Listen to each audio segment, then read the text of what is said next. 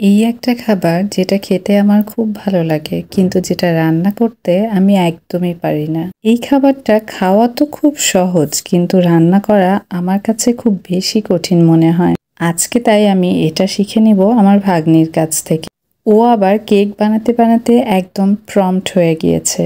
অনেকবার আমি ওর কাছ থেকে এটা রান্না করা শিখে নিয়েছি, কিন্তু তারপরও আমি পারি না। আর তাই আজকে আমি বলেছি এটা আমি একদম হাতে কলমে করব। এখানে 4টা ডিম নিয়ে নেওয়া হয়েছে, আর 4টা ডিমের সাথে 1 কাপ চিনি আর 1.25 কাপ তেল দেয়া হয়েছে। প্রথমে ডিমটাকে খুব ভালোভাবে ফেটে নেওয়া হয়েছে, এরপর এর মধ্যে একটু চিনি দিয়ে ফেটে নেওয়া হয়েছে, আর এরপরে 1.25 কাপের মতো তেল দিয়ে ফেটে নেওয়া হয়েছে।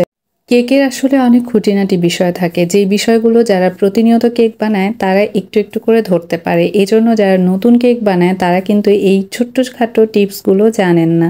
আমার মতো যারা নতুন নতুন কেক বানান তাদের ক্ষেত্রে যে ভুলগুলো হয়ে থাকে সেগুলোর জন্যই কিন্তু একটা পারফেক্ট কেক তৈরি হয় না।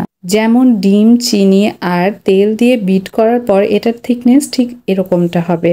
আজকে আমি প্রায় বারবারই ভুল করে ফেলছি। যেমন আমি এই ভিজা চাটনির মধ্যে আটা দিয়ে দিয়েছিলাম, এজন্য একটু দোলা বেঁধে গিয়েছিল। এখানে দিয়েছিলাম 1 কাপ ময়দা, 2 চা চামচ দুধ পাউডার আর হাফ চা চামচ বেকিং পাউডার।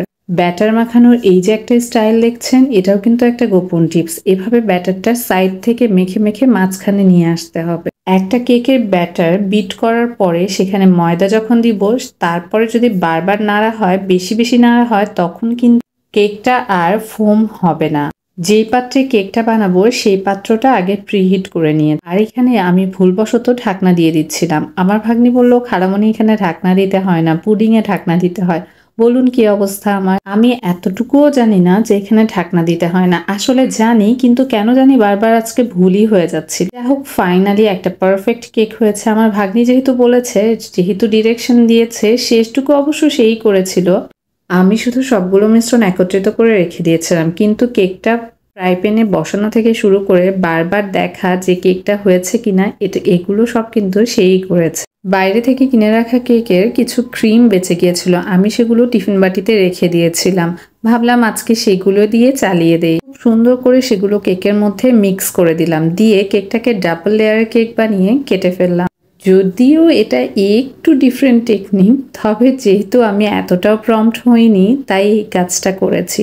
আপনারা কিন্তু যারা প্রম্পট তাদের কাছ থেকে শিখে নিয়ে কেকের ক্রিমটা কিভাবে বানাতে হয় সেটাও বানাতে পারবেন। আর যেদিন আমি শিখে যাব, আমি তো ইনশাল্লাহ আপনাদের সাথে শেয়ার করবই করব। আজকে কেক বানানোটা কেমন হয়েছে অবশ্যই কমেন্ট করে জানাবেন। সবাই ভালো থাকবেন, সুস্থ থাকবেন। আমার এবং আমার পরিবারের জন্য অনেক অনেক দোয়া করবেন।